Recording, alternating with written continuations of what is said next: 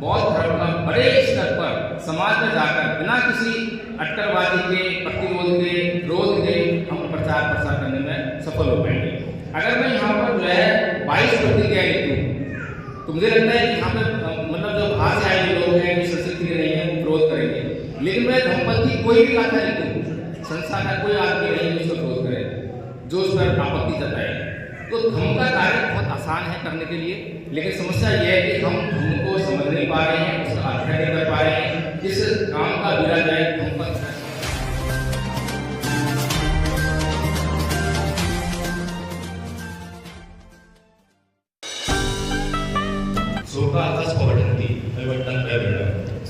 यानी कि जिसको विश्व रूपी कृष्णा अपने ग्रंथ में ले लेती है, उसके शोक उसी तरह से बढ़ते हैं जिस प्रकार से वर्षा में जो घास होती है वो बढ़ती है।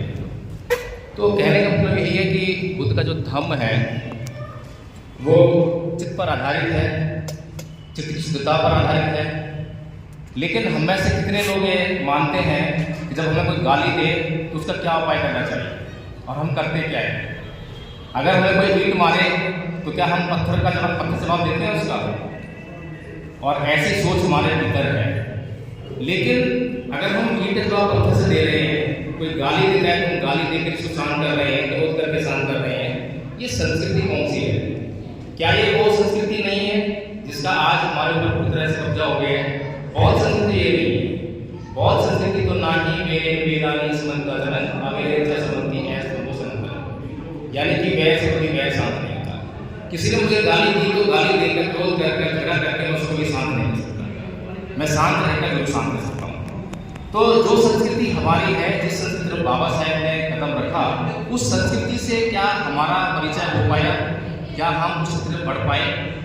25 दिसंबर सन 1927 को परम पूज्य बाबा साहेब भीमराव अम्बेडकर ने मनुस्मृति का दहन किया, और केवल एक बार किया। मुझे जहाँ तक जानकारी है उसके बाद हर वर्ष बाबा साहेब भीमराव अम्बेडकर ने मनुस्मृति को नहीं जलाया, क्योंकि यह हमारी संस्कृति नहीं है कि जले हुए को दोबारा जलाएं, मरे हुए को दोबारा मारें। ये उनकी संस्कृति है।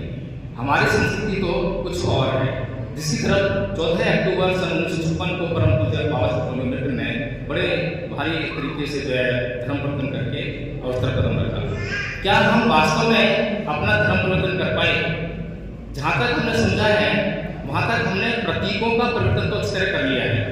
घर में कुछ मूर्तियाँ थी, कुछ चिन्ह थे, उनको हटा दिया, और जो दूसरे चिन्ह हमें चाहिए थे, जिनकी और बाबा साहब ने इशारा किया, वो हमने ले आए। लेकिन कल्याण किससे होगा? प्रतीक हमारा कल्याण नहीं कर सकते। हमारा कल्याण तो हमारा चित्त ही कर सकता है। चित्त की शुद्धता होगी तो कल्याण होगा। चित्त में शुद्धता नहीं है, काम, क्रोध, मोह, लोभ भरी पड़ी है, कल्याण कहाँ से होगा? इसीलिए धम्मपद ट्रस्ट ने यह प्रोग्राम बनाया कि इस बार जो है मनुस्मृति दहन दिवस को थोड़ा सा मॉडिफाई करें, इसको कहा जाए सांस्कृतिक परिवर्तन दिवस। हमें अपनी संस्कृति में परिवर्तन करना है। आज जो धर्म परिवर्तन करके हिंदू धर्म छोड़कर बौद्ध बन गए हैं, उनके घर में भी हम झांक कर देखते हैं तो उनके चित्त में भी हिंदू संस्कृति है, कब्जा हिंदू संस्कृति का है। इसी कारण से आज हम हर जगह बाहर दिखाई देते हैं, सत्ता में भी नहीं, कहीं पर भी नहीं, राजनीतिक बातें हैं। लेकिन समस्या यह है कि अगर चित्त की शुद्धता पर अगर ध्यान दें, सांस्कृतिक परिवर्तन पर ध्यान दें, तो हम बहुत कुछ अपना भला कर सकते हैं। इसी पर आधारित परम पूज्य बाबा साहेब भीमराव अम्बेडकर ने इसी ओर इशारा किया है कि दो संस्कृतियों के बीच में युद्ध है। एक तरफ ब्राह्मण संस्कृति है, दूसरी तरफ समण संस्कृति है। लेकिन हम समझ नहीं पाए कि ब्राह्मण संस्कृति क्या है जिसको हमें छोड़ना है, और बौद्ध संस्कृति क्या है जिसे हमें अपनाना है, ग्रहण करना है। तो इसीलिए धम्मपद ट्रस्ट ने जो है यह फैसला किया कि हम लोग जो है मनुस्मृति दहन दिवस नहीं मनाएंगे, मनुस्मृति जलाएंगे नहीं, अब हम सांस्कृतिक परिवर्तन करेंगे। जिस दिन परम पूज्य बाबा साहेब भीमराव अम्बेडकर ने धम्म दीक्षा ली थी, वह विजयदशमी का दिन था। उस दिन जो है बड़े पैमाने पर देश में जो है धम्म दीक्षा के कार्यक्रम होने चाहिए। लेकिन धम्म में दीक्षित तो हो गया, शिक्षित कैसे होगा? बिना शिक्षा के कैसे धर्म को पालन करेगा?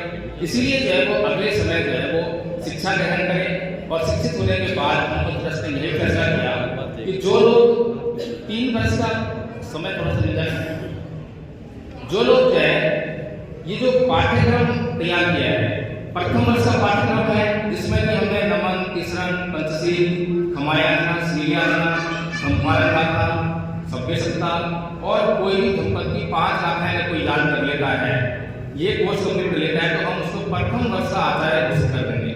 आचार्य का मतलब होता है टीचर, जो दूसरों को टीच कर सकता है, इसीलिए हमने जो है आचार्य शब्द का इस्तेमाल किया है। इसी प्रकार से दूसरे वर्ष का जो कोर्स रखा है उसमें हमने संस्कार रखा है। जीवन में जितने भी संस्कार होते हैं जन्म से लेकर मृत्यु तक, वो हम कराएंगे, कराना सिखाएंगे। जिसको करने आ जाएंगे उसको हम द्वितीय वर्ष का आचार्य घोषित कर देंगे। तृतीय वर्ष के कोर्स में हमने बहुत विद्वान बनाने की प्रक्रिया उसमें की है। 4 आर्य सत्य है, अष्टांग मार्ग है, अपोहवाद है, शून्यवाद है, बहुत सारे ऐसे बहुत सिद्धांत जिनकी पता ही नहीं है, जानकारी नहीं है, उदय घुमा है। तो हम इसको जो है व्यापक रूप से जो है पढ़ना सिखाएंगे, तर्क करना सिखाएंगे, वाद विवाद करना सिखाएंगे, और इस तरह से जो है हम बौद्ध धर्म का बड़े स्तर पर समाज में जाकर बिना किसी अटकलबाजी के, प्रतिरोध के, विरोध के हम प्रचार प्रसार करने में सफल हो पाएंगे। अगर मैं यहाँ पर जो है 22 प्रतिक्रिया लिखूँ तो मुझे लगता है कि यहाँ पे मतलब जो बाहर से आए लोग हैं, जो संस्कृति के नहीं है, वो विरोध करेंगे। लेकिन मैं धम्मपद की कोई भी गाथा लिखूँ, संसार का कोई आदमी नहीं है जिसको विरोध करे, जो उस पर आपत्ति जताए। तो धम्म का कार्य बहुत आसान है करने के लिए, लेकिन समस्या यह है कि हम धम्म को समझ नहीं पा रहे हैं, उसका अध्ययन नहीं कर पा रहे हैं। इस काम का विरा जो है धम्मपद दर्शन पाया है। 24 दिसंबर दिन रविवार है, प्रज्ञा विभाग का ऑडिटोरियम है, जिसमें हमने सांस्कृतिक परिवर्तन दिवस का कार्यक्रम रखा है। इसमें मुख्य अतिथि राजेंद्रपाल गौतम जी हैं, मुख्य वक्ताओं में निगम बौद्ध, अपना गौतम जी, डॉक्टर देशराज जी और अन्य वक्ता हैं। लेकिन सभी को विषय दिया है, समय दिया है, और विषय के हिसाब से क्या करके आएंगे उसी पर बोलेंगे। और निश्चित तौर पर 10 बजे प्रोग्राम शुरू होगा और 2 बजे प्रोग्राम को समाप्त करेंगे, समय समय में भीतर पहले कर देंगे, उसके बाद और उसके बाद भोजन की व्यवस्था भी है।